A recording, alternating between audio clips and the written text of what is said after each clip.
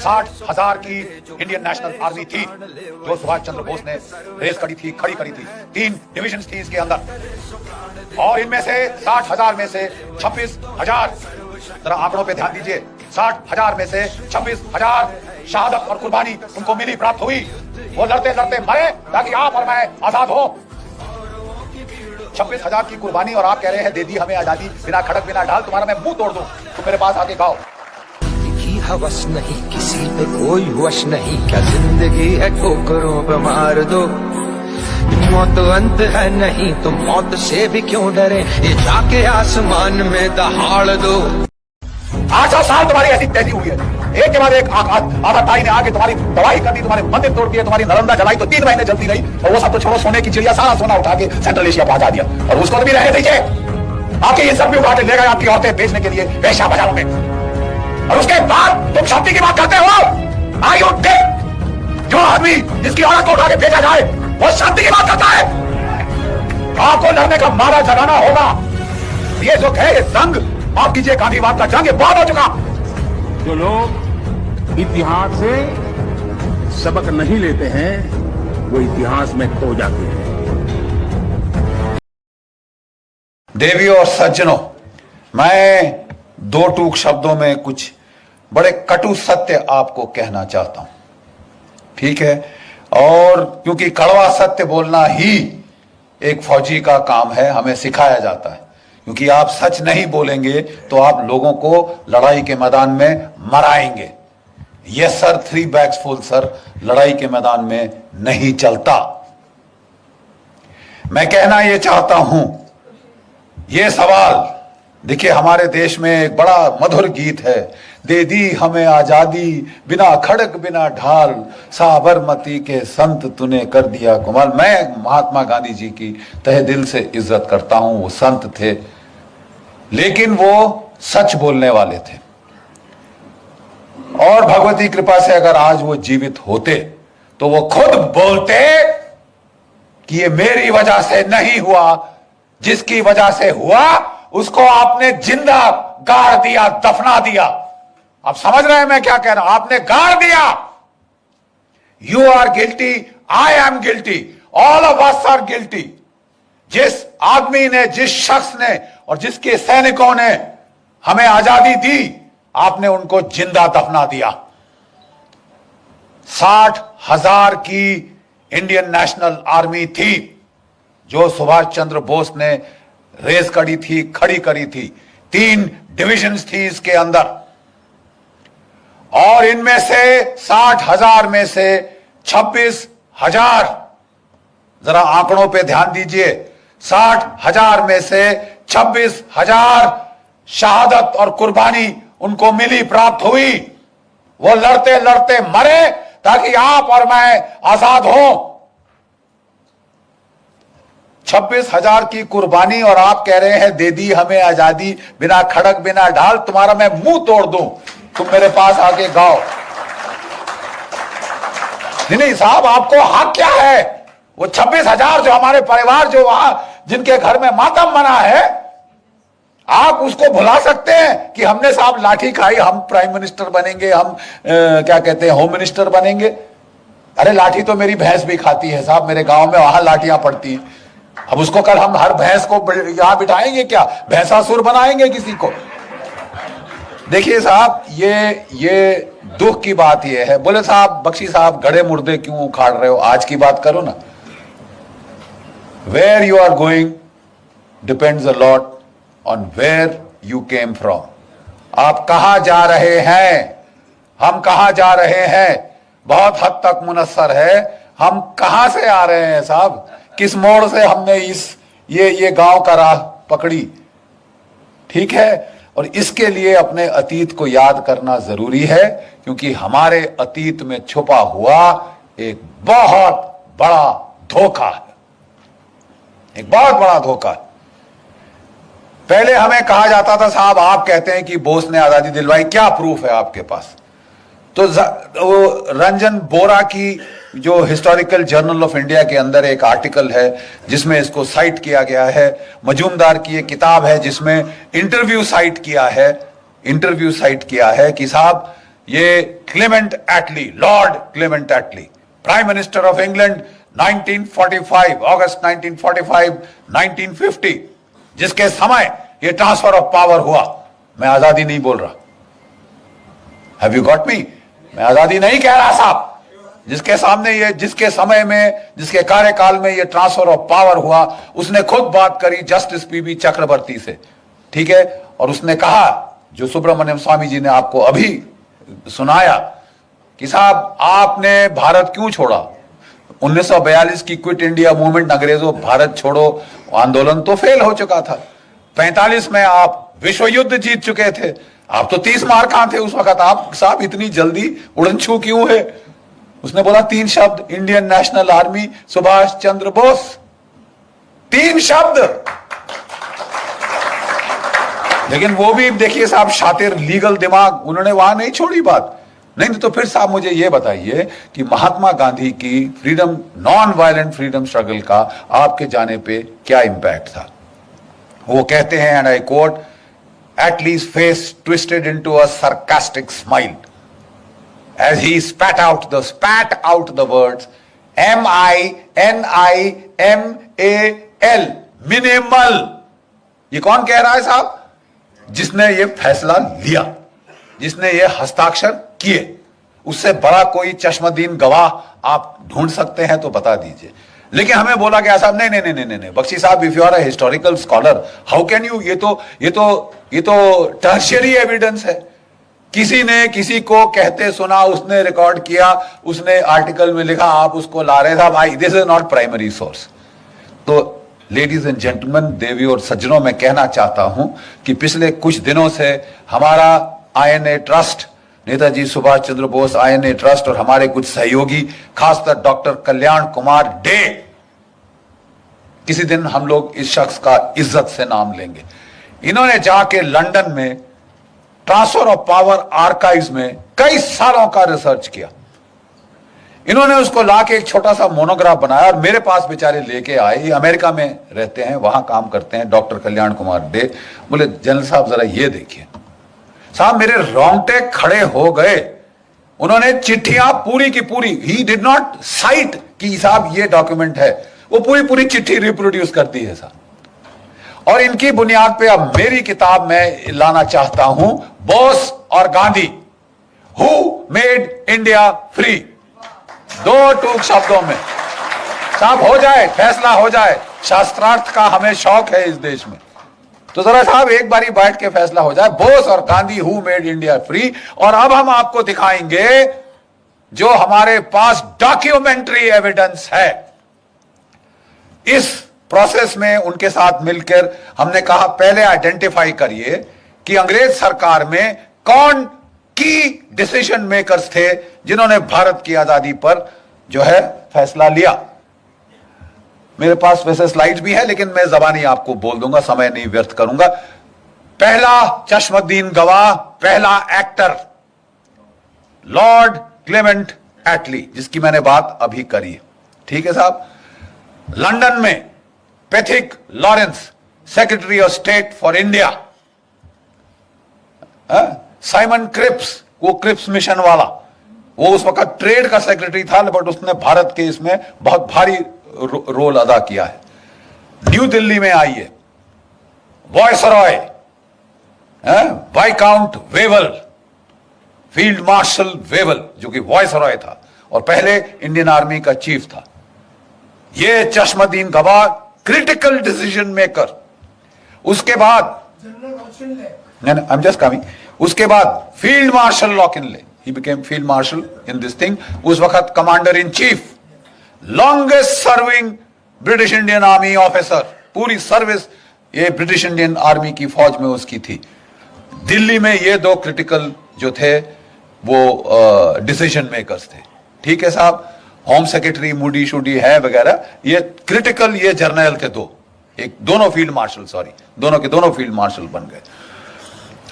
Governors of the various states of British India, governor of Bengal, governor of North West Frontier Province, governor of Punjab. जब नवंबर 1945 में साहब INA की trials के बाद बवाल खड़ा हुआ इस देश में, बवाल, ठीक है साहब, गदर फैल गया, क्राउड, लाखों के क्राउड कलकत्ता में निकले। गवर्नर वेस्ट बंगाल रिपोर्ट देता है, हमने फायर खोला, भीड़ थोड़ी देर तक वेवर हुई, फिर दोबारा हमले पे आ गई। अपने लाशों को उठा के साइड करके वो फिर हमले पे आ गए। हमने पहली बार भारतवर्ष में देखा है ये होता हुआ। The crowds would not stop, even when fire was open the crowds did not stop. इस तरह का बवाल वहां पे मरो या मारो कि ये जो हिंसा की जो लहर फैली थी, ठीक है साहब। उस वक्त के हम आपको इस किताब में पूरे के पूरे जो है वो letters from Lord Wavell, from viscount the Wavell to the prime minister of England, ठीक है साहब, to his majesty the king, ठीक है साहब, और जो वहां सेक्रेटरी ऑफ स्टेट, उसको जो उन्होंने वहां पे भेजे जो लेटर्स, हम आपको पूरे के पूरे पढ़वाएंगे साहब। और उसके बाद अगर आप मतलब कोई एक गधा है जिसको यह समझ नहीं आएगी कि साहब अंग्रेज गए तो गए क्यों। देखिए साहब, कल्याण डे साहब ने अपनी किताब जो है वो शुरू की है गांधी जी से। 42 में क्विट इंडिया मूवमेंट को उसका नारा लगाया गया। क्या आप जानते हैं कि उस वक्त कांग्रेस वर्किंग कमेटी में आजाद, मौलाना आजाद, नेहरू, इन सब ने कहा था साहब मत करो, अभी अंग्रेज लड़ रहे हैं, अभी उनका साथ दे दो, बाद में वो बड़े खुश होके हमको हमारी भिखारी की टोकरी में, हमारी पिटारे में वो डाल देंगे आजादी एज ए गिफ्ट। तो बोले साहब ये बख्शीश तो वर्ल्ड वॉर 1 के बाद भी हुई थी। 70,000 हमारे भारतीय सैनिक शहीद हुए थे, 11 को विक्टोरिया क्रॉस मिला, परमवीर चक्र के बराबर जो है आज का वहां का उन जमाने का अवार्ड। हम समझते थे कि साहब हमें अब कम से कम डोमिनियन स्टेटस तो मिल जाएगा साहब, होम रूल तो मिल जाएगा साहब। पंजाब, जहां से मैक्सिमम आर्मी उस वक्त की गई थी, वहां पे जनरल डायर ने फायर खोला और 1000 मार दे, 1-1.5 हमारे जो है हिंदुस्तानी मार डाले। ये गिफ्ट था ब्रिटिश अंपायर का, ये ग्रेटिट्यूड था ब्रिटिश अंपायर का। सुभाष चंद्र बोस ने गांधी जी को बोला था, आप अगर इनकी खैरात पे जीभ लगा के बाहर खड़े रहोगे भिखारी कुत्तों की तरह, तो तुम्हें वही हर्ष होगा जो जलियांवाला बाग में हुआ था। यह मौका है द्वितीय महायुद्ध का, जब जर्मनी और जापान चढ़े हुए हैं इनकी गर्दन पे। आजादी ले सकोगे तो अभी, नहीं तो कभी नहीं। गांधी जी अब तक उनको भी देखिए, बड़ी अजीब बात है, गांधी जी ने निकाला था सुभाष चंद्र बोस को कांग्रेस से, और कोई 2 साल के अंदर उनके मन में परिवर्तन हो चुका था। Please understand this, the views of Gandhi and Bose were now coinciding on the timing of when the freedom struggle should be launched। Gandhi ji अभी भी कह रहे थे कि ये नॉन वायलेंट होनी चाहिए, लेकिन क्विट इंडिया के पहले उन्होंने कहा थोड़ा सा होता है तो होने दो, ठीक है। अंग्रेजों ने पकड़ के सारी कांग्रेस लीडरशिप को, आज की तारीख, आज है वो तारीख 8th of August 1942 जब the quit India movement was launch. उनको पहले से इंटेलिजेंस थी, उनके हजारों तो उनके मुखबिर थे वहां पे। हरामजादगी की कमी है इस देश में, खबर देने वालों की कमी है इस देश में। अरे साहब, वो उनको खबर थी, उन्होंने लपेटी पूरी कांग्रेस की लीडरशिप, गांधी जी से लेकर जो भी बड़े लीडर थे उठा के जेलों में डाल दिए। 57 गोरी पलटने, please this is not known. 57 white battalions of British troops, Australians, Canadians, New Zealanders, इसको इस्तेमाल किया कि रगड़ दो इनको, कुचल 2 सालों का सर, ये सर उठाने की हिम्मत करिए, चर्चिल ने बोला वहां से, और बोला अगर ये फास्ट पे जाता है मरने दो इसको, हम संभाल लेंगे, let him die, why is he not dead, ये चर्चिल से सवाल आया। बेचारों ने फास्ट किया, सब कुछ किया, उन लोगों ने बोला गांधी जी अब रहने दीजिए, ठीक है, ये अब वो सोल फोर्स का जमाना नहीं। और साहब इनको निकाला गया जेल से 44 के जुलाई के अंदर, 44 की जुलाई में निकाला गया, जबकि जापानी फौज हार चुकी थी। आयन ने वहां पे इम्फाल कोहिमा की बैटल पराजय हो चुकी थी।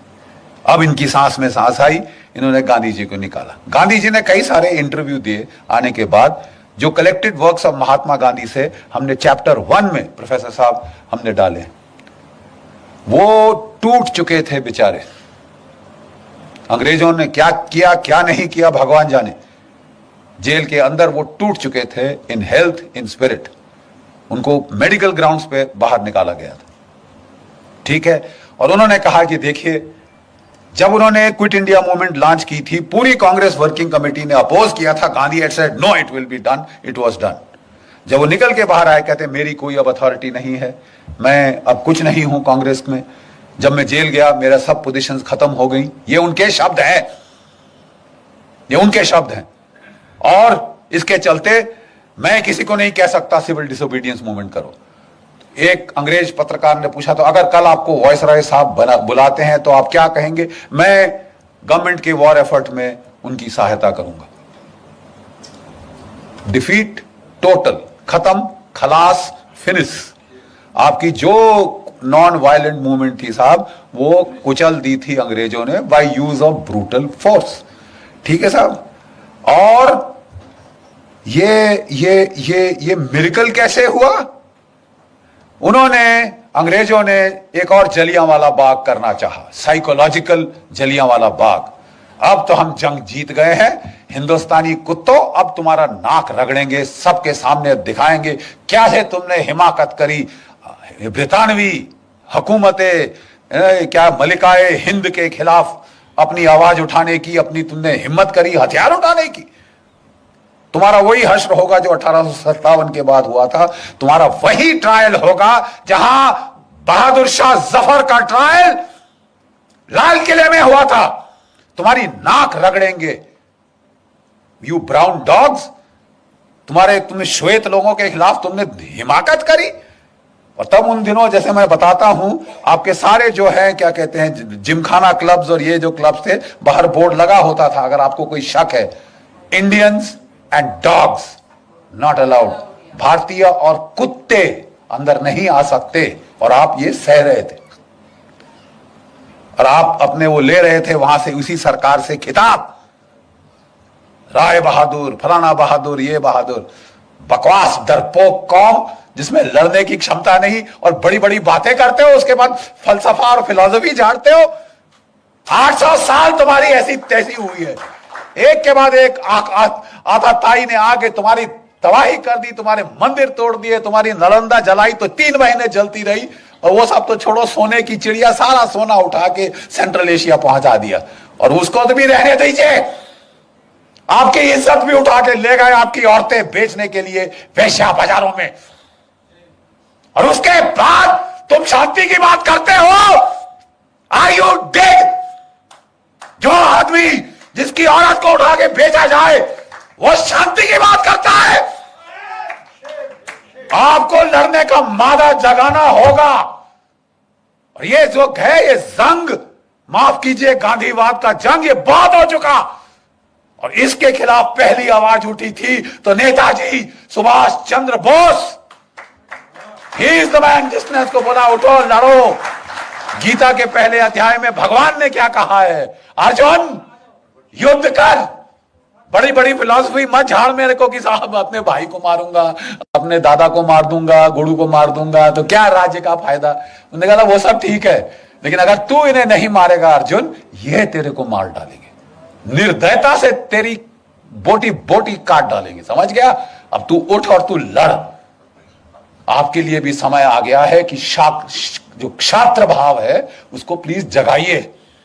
जो आपस में तोड़ने की जो आपने जुनून बना रखा है कि हम टुकड़े टुकड़े खुद करेंगे और फिर जेएनयू में चिल्लाएंगे, आप प्लीज जागिए, नहीं तो वाकई ही में आपके टुकड़े टुकड़े होंगे। इसलिए जरूरी है ये जानना, who made us free, Bose और गांधी। क्योंकि आपका जो nature of the Indian state, post colonial Indian state है, किस किस्म की स्टेट पैदा हुई, depends on who got you free and how. आप समझ रहे हैं मैं क्या कह रहा हूं? आपका वजूद आपका प्रेजेंट शेप कर रहा है और आपका फ्यूचर शेप करेगा। And unless you accept the truth, आप साहब बहुत सफर करेंगे, बहुत सफर करेंगे। और ये आपके सिर पे आ रहा है। कोई भी सरकार आ जाए, हथियार नहीं खरीदे जा सकते इस देश में, क्योंकि गांधीवाद है साहब। और साहब 10 साल से एक संत एंटनी थे, उन्होंने कोई हथियार नहीं खरीदा था। मैं ना मानू भाई, मेरे कोई धांधली नहीं होनी चाहिए, मेरी धोती सफेद है। अरे साहब आपकी धोती सफेद है तो हम बुरे हैं क्या साहब? हमको कफन क्यों चढ़ा रहे हैं? ये हथियार चाहिए। 30 साल से बोफर गन के बाद कोई तोप नहीं आई।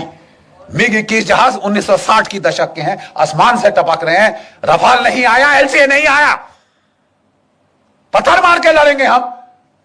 नहीं साहब, कोई धांधली नहीं होगी। जो भी डील करी उन्होंने, उसमें अब बड़े बड़े बिच्छू के डंक निकल के आ रहे हैं साहब ऐसे पीछे। आपने अगस्ता वेस्टलैंड, बाकी हथियार 30 साल ना आए कोई बात नहीं साहब। जो वीवीआईपी हेलीकॉप्टर है वो तो फट से आएगा, और दुनिया का जो महंगा से महंगा हेलीकॉप्टर है, जो अमेरिका के प्रेसिडेंट ने बोला साहब मेरे लिए बहुत महंगा है, वो हम लेंगे। और एक नहीं लेंगे साहब, 12 चाहिए हमको। और वो फट से ऐसे आए, 5 साल में आ गए। और अब लोग जा रहे हैं सलाख के पीछे। किसी को तो भेजो, किसी को तो भेजो, ताकि ये सिलसिला तो बंद हो। साहब मैं कहना यह चाहता हूं कि आपका वजूद, आपका माहौल बिगाड़ा गया। आजादी दिलाई नेताजी ने, उसके हमारे पास डॉक्यूमेंट्री एविडेंस है, और हम इस देश की जनता के सामने अब वो रखने वाले हैं। हम आपको चिट्ठियां पढ़वा देंगे, और कोई हिस्टोरियन को कोई शक है तो साहब हम आपको चिट्ठियां आपके साथ बैठ के पेन के साथ अंडरलाइन करके देंगे। साहब ये जरा पढ़ लीजिए, इसका मतलब क्या है। अंग्रेजी शायद दो मतलब आप निकाल सकते होंगे। We will show you mountains of documentary evidence. क्योंकि पहले हम चुप हो जाते थे कि यार ये हिस्टोरिकली शायद मेरे को रिसर्च मेथोडोलॉजी पे फॉल्ट कर रहा है। मैं कहना चाहता हूं कि अब हमारे पास सारी किताब की किताब पोथियां हैं डॉक्यूमेंट्स की, documentary evidence, first person primary evidence. और ये आप लोग देखेंगे हमारे देश की त्रासदी क्या है। आजादी दिलाई नेताजी ने, सुभाष चंद्र बोस ने। अंग्रेजों ने बोला नाक रगड़ेंगे, बम फट गया। जिस आईएनए की खबर उन्होंने छुपा के रखी थी 5 साल लड़ाई के, 6 साल लड़ाई के, वो एकदम से बाहर आई। उन्होंने बोला बहुत पब्लिक ट्रायल होगी ताकि हिंदुस्तान की फौज ठंडे पसीने माथे पे आ जाए कि हम फांसी पे टांगेंगे सालों, जैसे 1857 में टांगा था। लेकिन एक फर्क था, 25 लाख भारत की फौज की नफरी हो चुकी थी सेकेंड वर्ल्ड वॉर के एंड तक। 25 लाख, आज 13 लाख। अब समझ रहे हैं, 22.5 मिलियन, 25 लाख फौज थी जो हर मैदान जंग लड़ चुकी थी। अंग्रेजों के दांत तो खट्टे क्या, जर्मनों के दांत खट्टे किए थे, आपके जापानियों से लड़े थे, ठीक है, इटालियंस की ऐसी तैसी कर दी थी हमारी फौजों ने। और लड़ाई के आखिर तक अंग्रेज जर्नल अपने नीचे ब्रिटिश डिविजन्स नहीं, ब्रिटिश यूनिट्स नहीं, इंडियन यूनिट चाहते थे। बोलते साहब इनके खाने पे आधा खर्चा होता है, लड़ते दुगना है, लड़ते दुगना है। ये एक भारत एक महान विश्व शक्ति के रूप में उभर सकता था। प्लीज ध्यान से सुनिए जो मैं कह रहा हूं। भारत एक विश्व शक्ति के रूप में उभर सकता था क्योंकि 25 लाख की फौज विदाउट कंस्क्रिप्शन, बाकी सब जगह बाई फोर्स लोगों को भेजा जाता था फौज में, यहां वॉलंटियर होके 25 लाख। ठीक है साहब, अगर ये सेना रहती, चीन क्या कौन सी ताकत थी जो इस देश का मुकाबला कर सकती थी। जाने के पहले अंग्रेजों ने इस फौज को 3.5 लाख कर दिया, 25 लाख से 3.5 लाख किया, और उसका फिर 2 में बांट दिया। पाकिस्तान की फौज, हिंदुस्तान की फौज यहां से निकली। अंग्रेजों ने, ध्यान से सुनिए, अंग्रेजों ने जब जापान को जीत लिया, जर्मनी को जीत लिया, बोला यहां के लोगों का जो लड़ने का मादा ही खत्म कर देंगे।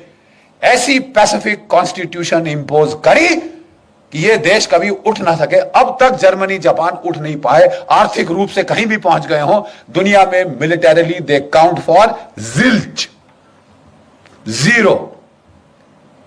और एक और देश जिसको यह किया गया, ध्यान से सुनिए, वो था भारतवर्ष। 25 लाख की फौज काटी, 3.5 लाख पे लाए, 2 टुकड़े कर दिए, और सोने पे सुहागा एक ऐसे बंदे को प्राइम मिनिस्टर चुना, सिलेक्ट किया गया, इलेक्ट नहीं हुआ। कांग्रेस वर्किंग कमेटी ने सरदार पटेल को इलेक्ट किया था।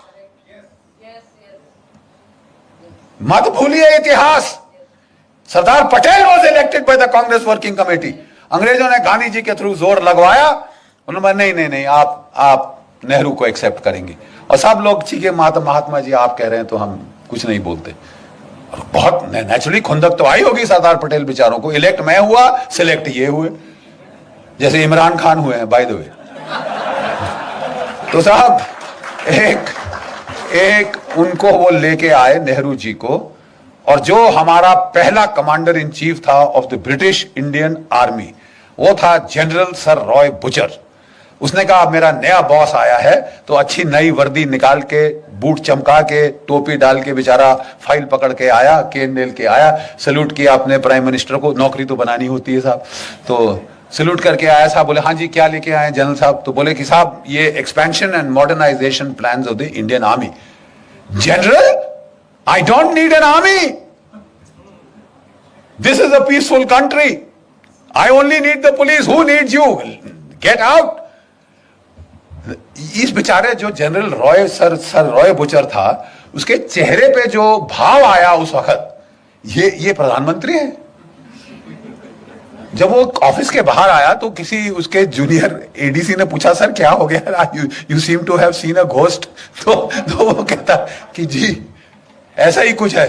कहता अच्छा मैं तो जा रहा हूं, अभी इनको संभालने दो अपना। अगर सरदार पटेल ना होते आपकी फौज डिसबैंड कर दी गई होती। Do you know this? दो चीजों ने आपको बचाया, एक पाकिस्तान ने, एक सरदार पटेल ने। पाकिस्तान ने हमला कर दिया, उन्होंने नहीं इंतजार किया, उन्होंने शांति के नारे नहीं लगाए, लेकिन जो कुछ भी आप कह दो, उनमें इतनी तो शर्म थी कि आजाद पाकिस्तान का जो पहला गवर्नर जनरल था वो एक मुसलमान था, जिना। और हमारा कौन था? Lord Louis Mountbatten. प्यार था साहब, इश्क इश्क इश्क था। लेडी माउंटबेटन को दूर थोड़ी ना जाने दिया जा सकता है, तो बोले आप रहिए साहब। अरे यार हम मर गए, 26,000 हमारे शहीद हो गए इनको निकालने के लिए, और तुम यहां रोक के, वो खानदान को यहां रोक के हमारे ऊपर राज कराने के लिए बिठा रहे हो। और जब पार्टीशन की रॉयट्स हुई तो इन्होंने उसको बोल दिया एक मीटिंग में, you please handle, are you sure you are the prime minister? वो भी सरकास्टिकली बोला Mountbatten, Jawaharlal you are the prime minister, you want me to take charge? नहीं जी हमारी तो, यार ये तो हाल है। ऐसी आप पे सरकार थोपी गई जो हिंदुस्तान का मिलिट्री पोटेंशियल न्यूटर कर दे। अब बिल्कुल यही हुआ। अगर पाकिस्तान ना होता, इन्होंने हमारी फौज की ऐसी तैसी कर देनी थी। ठीक है साहब, ये गांधीवाद जो था इसने हमारी फौज का सफाया कर देना था। और पाकिस्तान के टैंक वाकई 1965 में दिल्ली में आके नमाज पढ़ते। ये इस किस्म की ट्रेचरी हमारे साथ हुई। और एक भगवान का लाख शुक्र है पाकिस्तान का, जिसने हमको लड़ना सिखाया, मार लगाता रहा जब तक कि लड़ने को राजी नहीं हुए अपनी जान बचाने के लिए ही। और दूसरा एक चीन की पीपल्स लिबरेशन आर्मी, 1962 में उन्होंने ऐसी करारी लात मारी कि ये नेहरू परिवार का जो उस वक्त हाल था, कभी अमेरिका को अपनी ट्रूप्स भेजो, अपने जहाज भेजो, बोलिए आपकी एयरफोर्स कहां है, आपने लगाई? तुम्हारे पास इतनी बड़ी एयरफोर्स है, तुमने लगाई? 1962 में नहीं लगाई साहब, बिठा के रखा। और अब अमेरिकी एयरफोर्स मांग रहे हो, रॉयल एयरफोर्स मांग रहे हो, मतलब it was Tamasha. Thank God 1964 में वो अल्लाह ताला को प्यारे हो गए, भगवान उनकी आत्मा को शांति दे और हमें बख्शा। और 10 साल में ये देश रीमिलिटराइज हुआ। 65 की लड़ाई में हमने पाकिस्तान के साथ ड्रॉ हुआ, let's not be beat around the bush, ठीक है साहब। और 71 तक हमारे जर्नल, हमारे लड़के सब सीख चुके थे और पाकिस्तान के 2 टुकड़े कर दिए। चंद्रगुप्त मौर्य की विजय के बाद अगर पहली बड़ी विजय हुई है तो वो 1971 में हुई। 1971 में कहने को मैं ये कह रहा हूं, देवियों और सज्जनों, हमारे देश के साथ धोखा हुआ। नेताजी जिन्होंने आपको आजाद कराया वो ताइपे ताइवान नहीं गए थे। जो कांपेताई जापानीज इंटेलिजेंस थी, उन्होंने पहले से उनके लिए प्लान बना रखे थे। उनको एक मित्सुबिशी बॉम्बर में बिठा के वो साइगॉन से मंचूरिया ले गए थे। एक रशियन स्पीकिंग जापानीज जनरल उनके साथ था जो इंटरप्रेटर का काम करना था। वो लैंड किए मंचूरिया में और वहां से वो सीधा रूसियों के पास गए। ओम्स्क शहर साइबेरिया में, जहां की रशियन गवर्नमेंट मूव करी थी वर्ल्ड वॉर 2 के टाइम, ठीक है, ओम्स्क साइबेरिया, वहां पे आजाद हिंद फौज की एम्बेसी थी। अब जानते हैं वहां दूतावास था आजाद हिंद फौज का, ठीक है साहब, और वहां पे काटो कानो नाम का कोड नेम था उसका, वहां पे एम्बेसडर था। नेताजी सीधे उसके पास गए, जो सोना दिया था भारतीय मूल के लोगों ने वो साथ ले गए, ताकि अगर नई फौज खड़ी करनी पड़े तो उसके लिए पेमेंट करेंगे। वहां रहे, 3 ब्रॉडकास्ट उनके यहां पे रिकॉर्ड हुए हैं, उनके 3 ब्रॉडकास्ट रिकॉर्ड हुए हैं साहब, दिसंबर 1945, जनवरी 1946 और लास्ट ब्रॉडकास्ट रूस से 18 फरवरी 1946। उसके बाद तब तक अंग्रेजों को बिल्कुल क्लियर पता चल गया था, अब तो रेडियो ब्रॉडकास्ट भी थे, एविडेंस लेके पहुंच गए स्टालिन के पास कि साहब ये तो हिटलर का साथ दिया इसने, तुम्हारा जानी दुश्मन, इसका कुछ करो। वो जॉर्जिन है ऐसा, अब वो था खुंदकी, सीधा लेज़नविस्की प्रिजन, सेल नंबर 45, साइबेरिया। यहां होम मिनिस्टर, होम सेक्रेटरी जो था मूडी अंग्रेजों का, वो लिखता है let him be where he is. ये लिखित है, मैं मुंह से नहीं कह रहा साहब, इट्स नॉट आपने मेरे को बताया, मैंने मेरी मम्मी को बताया, मम्मी ने मेरे पोते को बताया, direct written recorded evidence, let him be where he is. Hindustan में कोई जेल नहीं जो उसे रोक सके, हिंदुस्तान में पुष्पिंदर कोई जेल नहीं जो उनको रोक सकती थी अंदर, ठीक है साहब। और वहां पे उन्होंने सिर्फ एक चीज मांगी, जो मेरी रिसर्च अभी तक मुझे बताती है, वी वांट टू इंटेरोगेट, हम नेताजी को इंटेरोगेट करना चाहते। आप इंटेरोगेशन का मतलब जानते हैं? नहीं जानते तो यहां फौजियों से पूछिए, पूछिए इनसे इंटेरोगेशन का क्या मतलब होता है। लेडीज एंड जेंटलमैन, कटु सत्य यह है कि उनको टॉर्चर करके मारा गया, और जो ये कहानी थी प्लेन क्रैश की, जो जापानियों ने छोड़ी थी डिसेप्शन के तौर पे ताकि अंग्रेज उनके पीछा ना करें, उसको अंग्रेजों ने उठाया। भाई जो मर चुका है वो चीख थोड़ी ना मारेगा। और आप और मैं, हम हाथ पे हाथ धर के बैठे रहे, जब जिस इंसान ने आपको आजादी दी उसे यत्नाएं देकर प्लास्टिक का बैग्स आखिर में सिर पे लाके दम घोट के मार डाला गया हो। हम सारे इस मर्डर में शामिल हैं अपनी चुप्पी के मारे, और 70 साल के बाद भी आप चुप हो, लेकिन हम आपको चुप नहीं रहने देंगे। हम फौजी ने अब ये ठान लिया है साहब, हम आपको चुप रहने नहीं देंगे। बहुत अच्छा कहा हमारे मिश्रा जी ने कि साहब अभी समय है। हां अब समय है। 14 अक्टूबर इस साल हम तमाम स्टेट कैपिटल्स में हमारी जो वेटरन्स इंडिया है, हमारी जो नेताजी सुभाष चंद्र बोस INA ट्रस्ट है, आपकी कर्नल साहब की जो ऑर्गेनाइजेशन है हमारी, हम लोग एकजुट होकर मिलकर, अलग अलग करेंगे तो बारिश जैसे कोई असर नहीं होगा, इकट्ठे बनोगे तो जलप्रपात बनेगा जो फाड़ देगा डैम की दीवार को भी। हम लोग सारे स्टेट कैपिटल्स में चलो दिल्ली का नारा लगा के वहां से लोग ला रहे हैं दिल्ली। सारी स्टेट कैपिटल्स में कोई संगठन की जरूरत नहीं है आपके, हम सिर्फ चाहते हैं, जैसे कर्नल साहब बहुत अच्छी तरह से बोलते हैं, अगर आप जय हिंद बोलने को तैयार हो आप जुड़ जाओ। तुम फौजी हो, तुम नहीं हो, तुम सिविलियन हो, तुम कुछ भी हो, आप हमारे सैनिक हैं।